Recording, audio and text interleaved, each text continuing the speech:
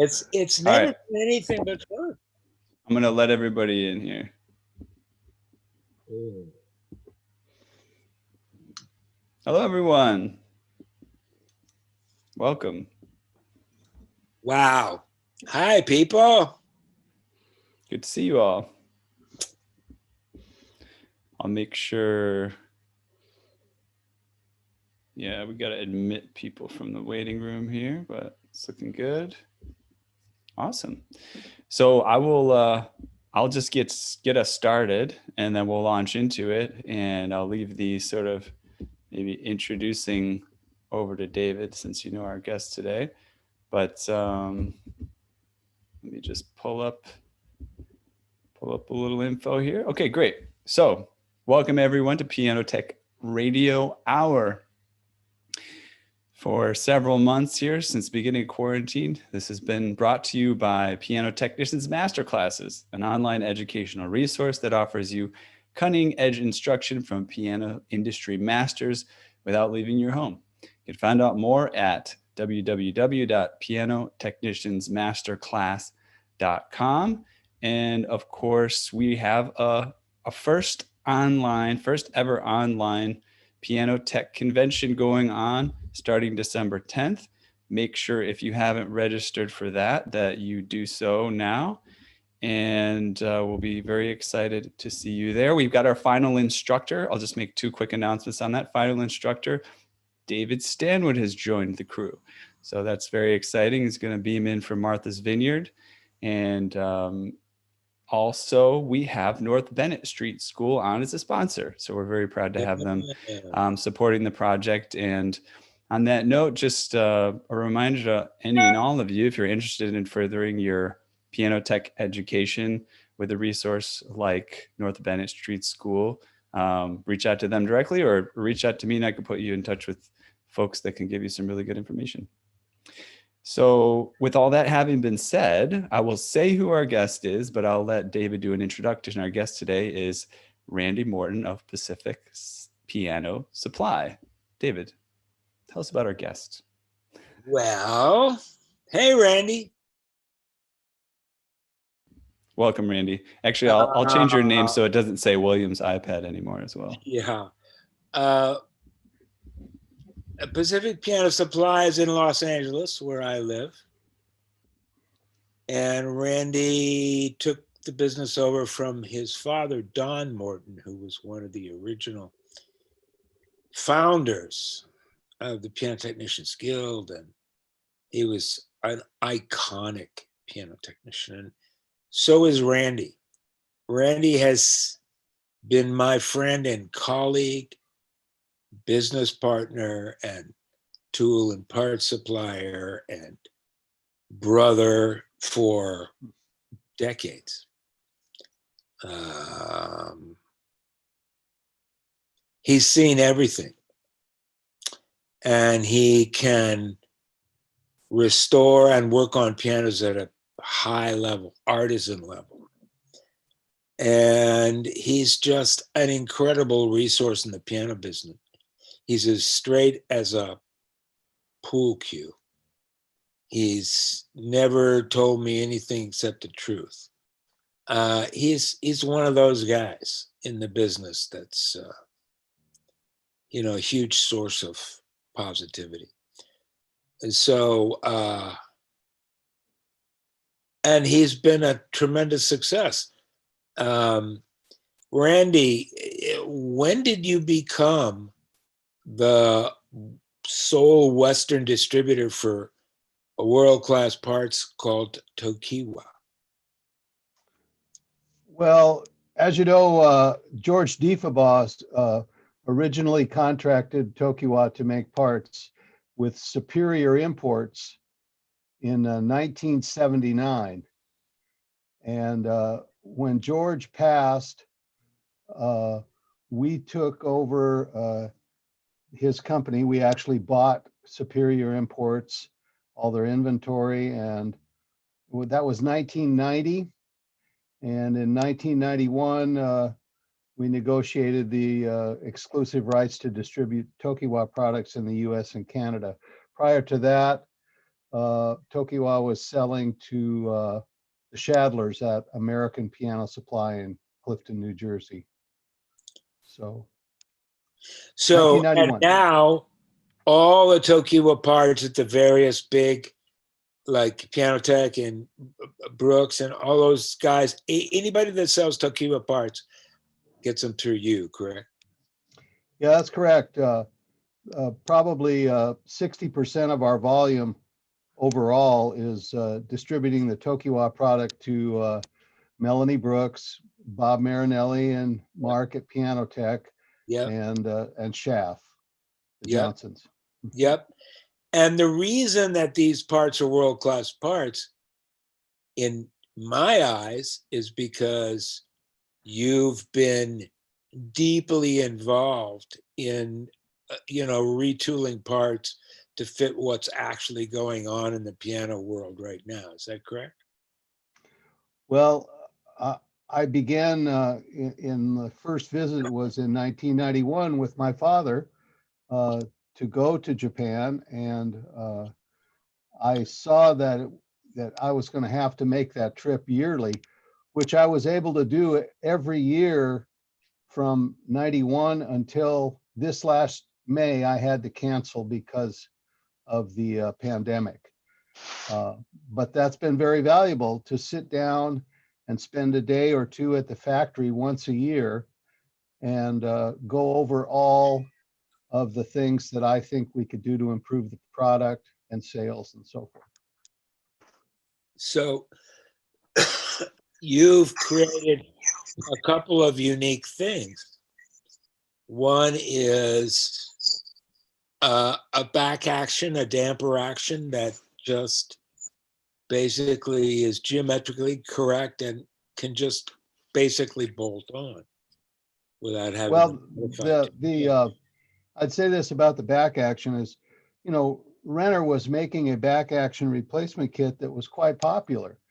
And what we found was most of the Steinways that we were putting this in had the old rigid tab with the wood screw, and that the Renner kit had a spring-loaded tab.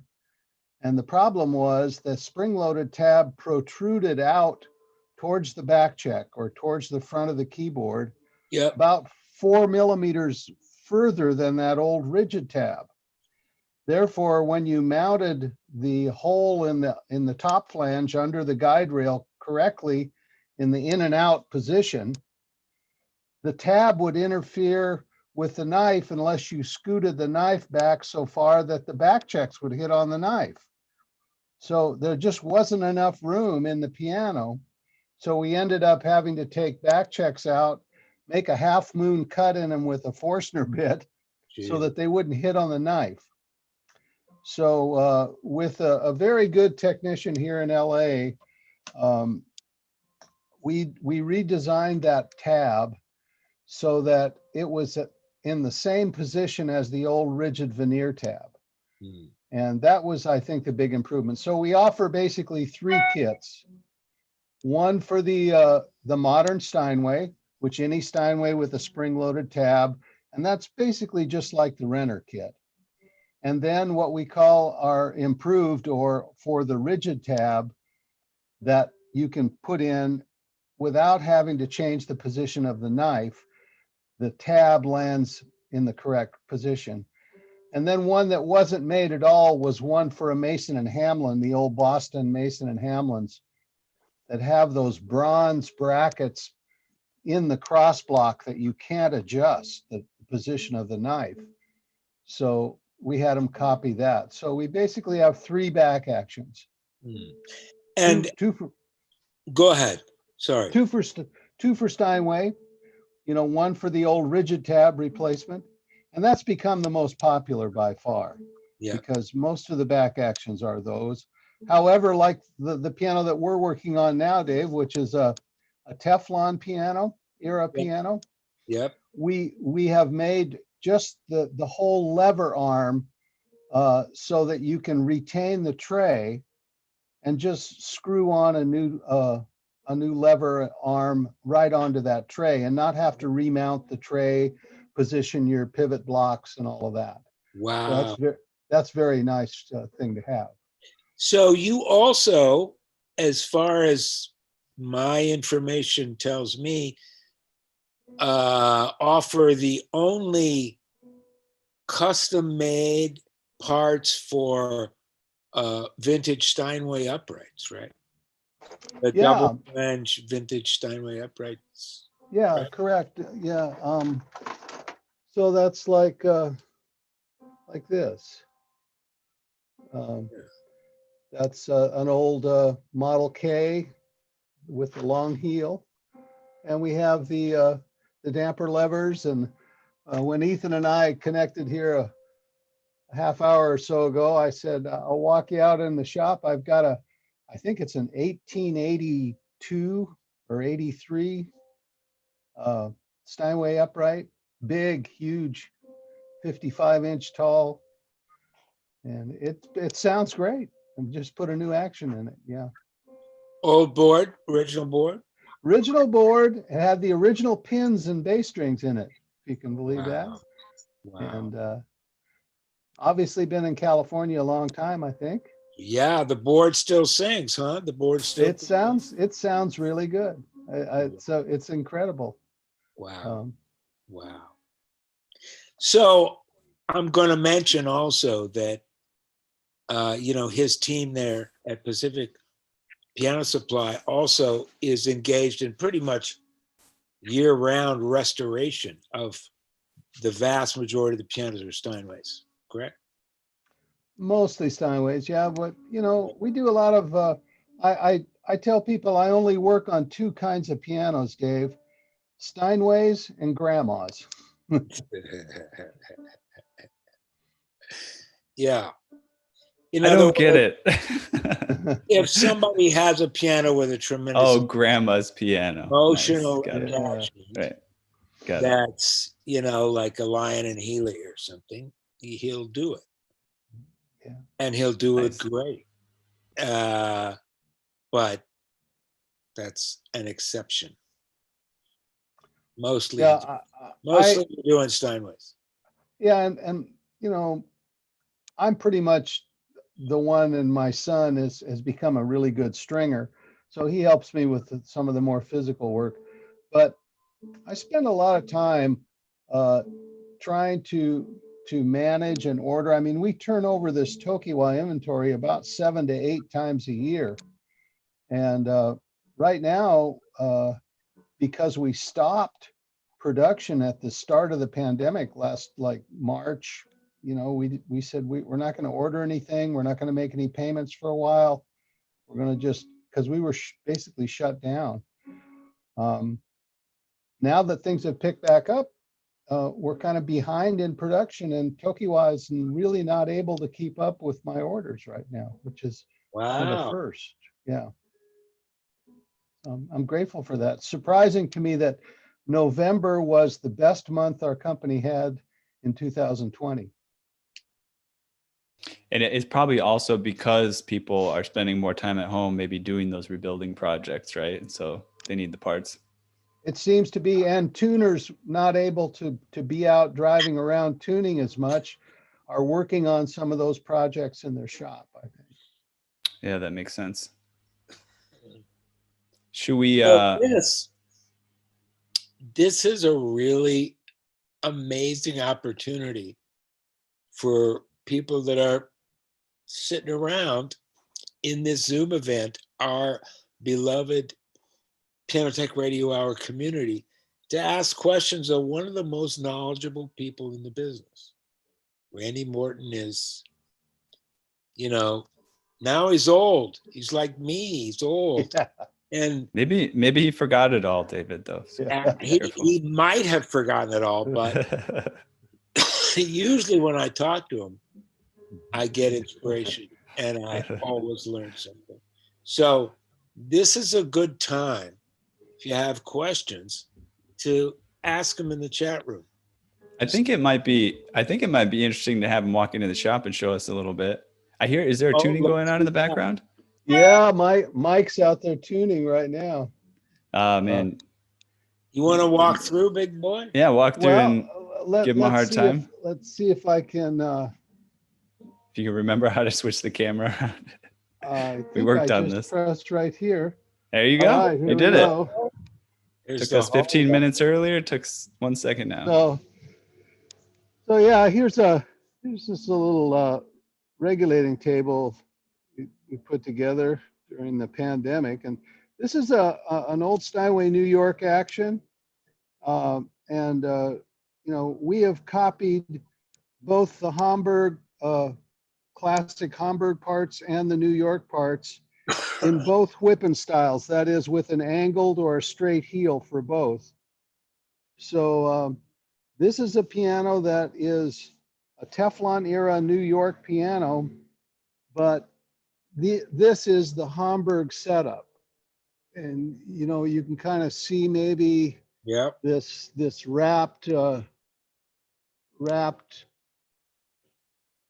So I could talk to you an hour just about Steinway parts and dimensions and so forth, but in a nutshell, in my opinion, there are really only two classic Steinway actions. The original New York action from the 1880s until the early 1980s was dimensionally the same. Then the post-war Renner action that was used in the Hamburg factory is the one that we talk about with the 17 millimeter knuckle, etc. Right. But there's quite a bit more to it than that. And I really won't get into it except to say that just putting a 17 millimeter knuckle over an old New York whipping won't work. I don't recommend it. You need a match set or you need the proper shank for whatever whipping you've got. But this is this old, I mean, look at the serial number on this guy. 77347. Wow. That's an old piano. But actually,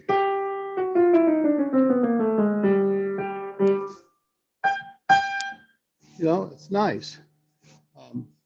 So, and I'll just kind of peek in here. See, this is there's Mike tuning down there with his mask on.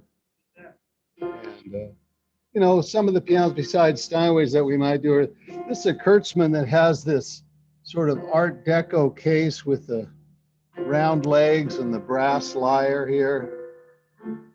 But I've spent hours, untold hours in this room, like prepping Steinway pianos that Randy and his team have rebuilt. so this is if I can just open this up real quick. This is a rather unique Steinway D that we just finished for a guy. And the piano is 1913. I mean, serial number 134 here. So it's Wow. old, but I'm sure that this piano had a new soundboard put in sometime probably in the 60s. And Which means it was probably at the factory, huh?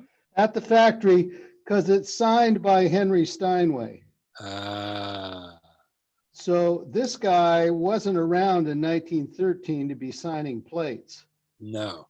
And when I took the block out of this, I saw the original dowels and the dowels from, you know, when it was changed. So this piano has a new board. And Wow.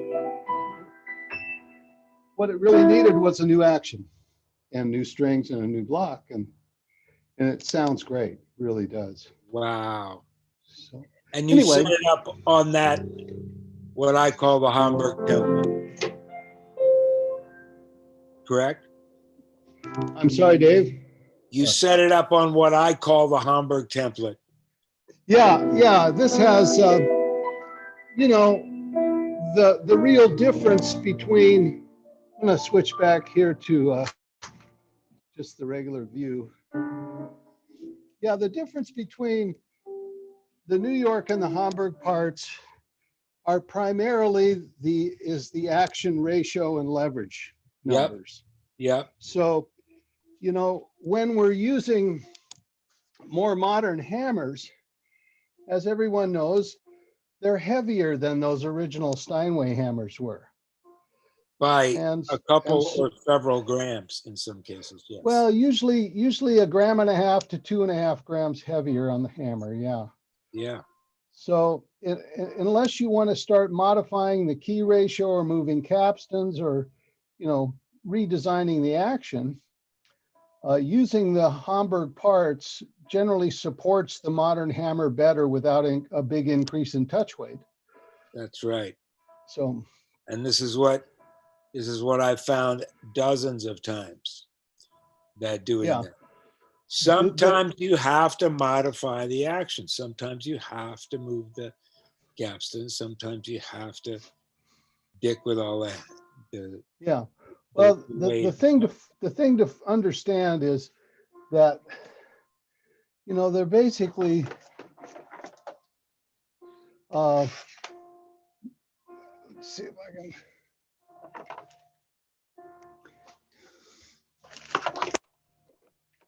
Sorry. Yeah.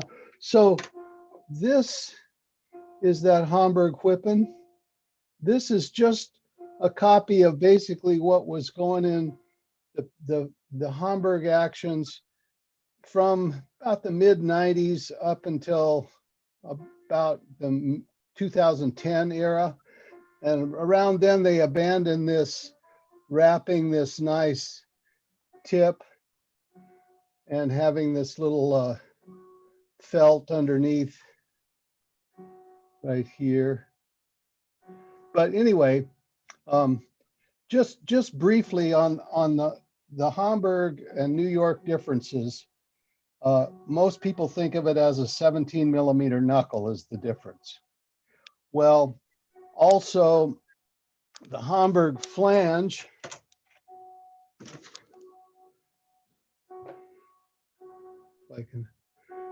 so Hamburg flange is also 1.7 millimeters longer from screw hole to center pin, as well as a millimeter difference in the knuckle position at 17. Yep. So altogether, when you screw this down over an old New York Whippen, the knuckle is moving 2.5 millimeters, not 1. So that's way back. And you can kind of tell these flanges apart on almost all pianos because the Hamburg flange has a squared off kind of tail, and the New York flange almost all are kind of rounded, right? So I could hold these up and you can almost see the difference in those flanges where the ones that says TSH, they're kind of backwards, is longer.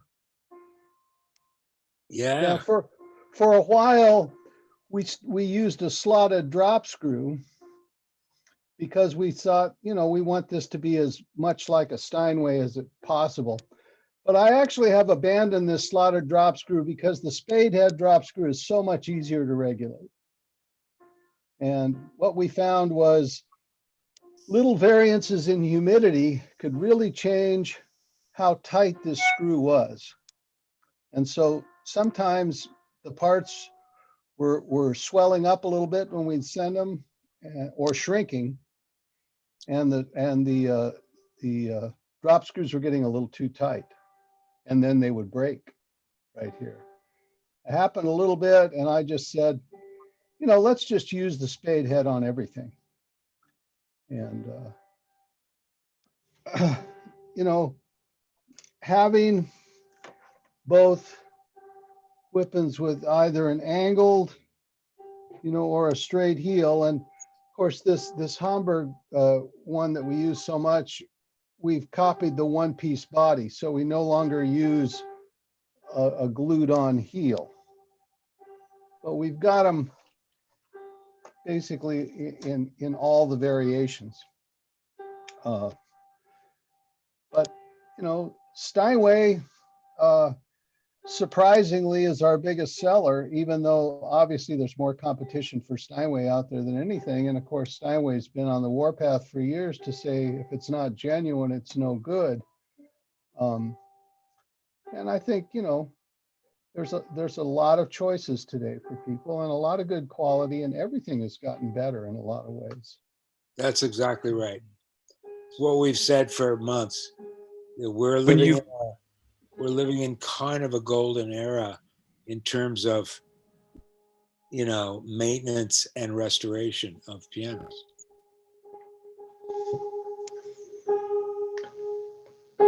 Well, unless anybody has any questions, I just wanted to make aware of just a couple of other things that people may not know about. let me just say a couple things before you do that. One, we're going to be signing off Facebook and YouTube live now. So if people want to join us in the Zoom call, we're going to put a link in the chat, Facebook, YouTube, so people can do that. And then there are questions, by the way, in the chat. So Yeah. we'll jump to those whenever we would like to. And I did have a question, and it is, you're manufacturing these parts right there in that shop, or do you kind of outsource the process to, how does that part work? These parts are made by the Tokiwa company in Hamamatsu, Okay. Japan. Got it. They were started in 1953, sort of an offshoot of Kauai. Mr. Sugimoto, the founder of the company, went to high school with Koichiro Kauai, and so was involved in the very basic founding of the Kauai factory. He was one of the early employees. And then he began Tokiwa making grand actions for some of the second level Japanese manufacturers like Tadashi, Tokai. Those pianos had Tokiwa actions. Got it. And so are they also consulting with you a little bit on what the things they're going to put together are? Randy, is that part of Randy's your designing- communication? Randy's designing parts. They primarily do what I ask them to. So you give them specs and okay, got it. I give them samples and drawings, my kind of crude drawings saying I want this to be this and that, and then a sample.